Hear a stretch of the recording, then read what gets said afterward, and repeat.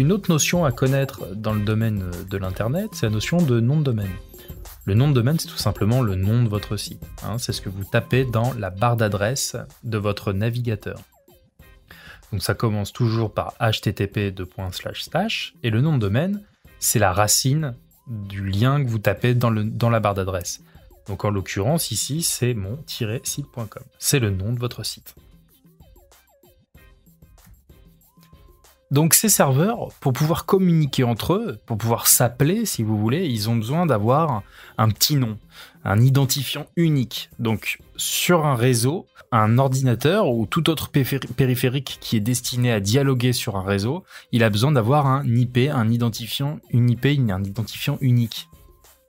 Très longtemps, les IP ont été de cette forme-là, c'est-à-dire 4 séries de 3 chiffres allant de 1 à 255, qui pouvait donner par exemple 82.241.59.150, mais avec l'explosion des périphériques, la quantité astronomique de périphériques reliés au réseau qui a vu naissance, on a été obligé de créer une nouvelle norme qui permette bien plus de chiffres.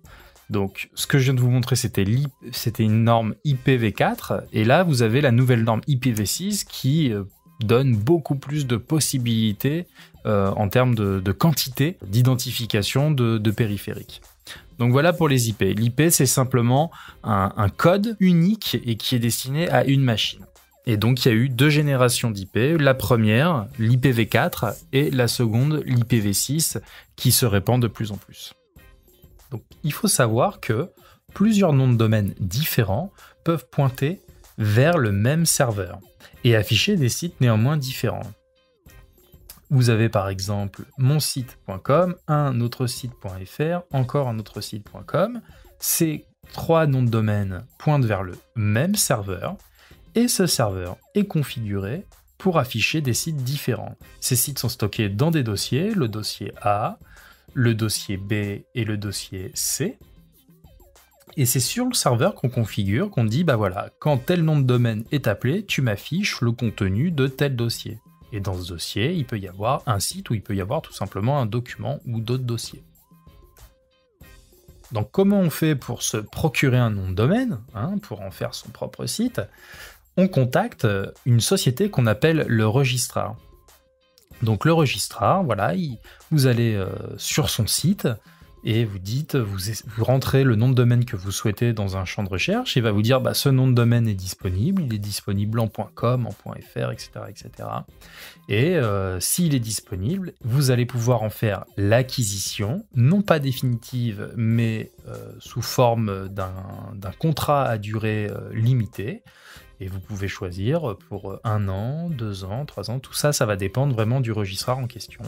Et donc, vous allez être prélevé, vous allez payer une somme contre ce nom de domaine. Vient ensuite la notion d'extension du nom de domaine. Le .com, le .fr, le .org. Ces extensions renseignent tout simplement sur la nature du contenu du site. .com, on est sur du commercial, du contenu commercial. .fr, on est sur du site où on veut appuyer le côté français. .org, les associations.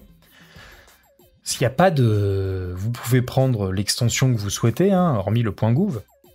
Simplement, il ne faut pas faire l'impasse sur une mauvaise information, une mauvaise orientation de l'utilisateur. Si votre utilisateur arrive sur un site d'association qui est en .com, il va se demander si c'est pas plutôt à caractère lucratif, et du coup vous allez donner une mauvaise information à votre utilisateur et ça va l'induire en erreur. Donc on poursuit avec l'URL.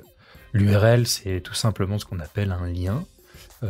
C'est composé de la racine http // suivi du nom de domaine et d'une succession de mots séparés par des slash. Le slash, c'est la barre oblique, et qui permettent de faire pointer, de demander à un serveur d'afficher un contenu spécifique. L'URL, c'est l'adresse.